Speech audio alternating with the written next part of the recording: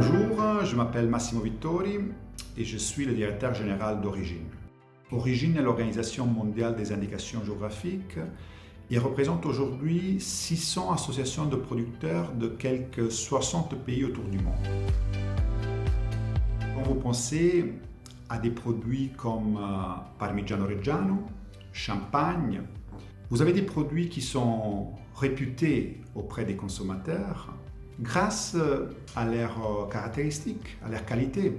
On a des caractéristiques uniques liées donc aux conditions climatiques, aux caractéristiques du sol et également au savoir-faire, aux connaissances des hommes et des femmes qui travaillent dans les filières en question. Le système fédéral donne une protection à l'ensemble du territoire canadien et permet aux indications géographiques qui sont enregistrées de pouvoir bénéficier d'une reconnaissance à l'international. Il y a 5 indications géographiques reconnues au niveau du Québec. L'une d'entre elles, le maïs sucré de Neuville, a obtenu par la suite une reconnaissance aussi au niveau fédéral. Pour ce qui est des IG canadiennes en Europe, aujourd'hui, des 26 IG reconnus au niveau fédéral, 8 seulement sont protégés en Europe.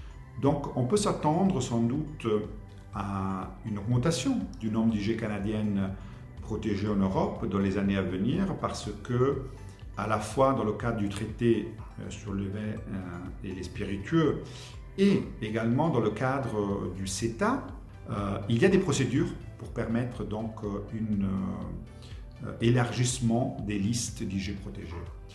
En ce qui concerne les IG européennes au Canada, les compromis en ce qui concerne la protection de certains IG européennes ont été faits, c'est-à-dire que leur protection sur le territoire canadien n'est pas totale. Je fais référence par exemple à des IG comme Feta, comme Fontina.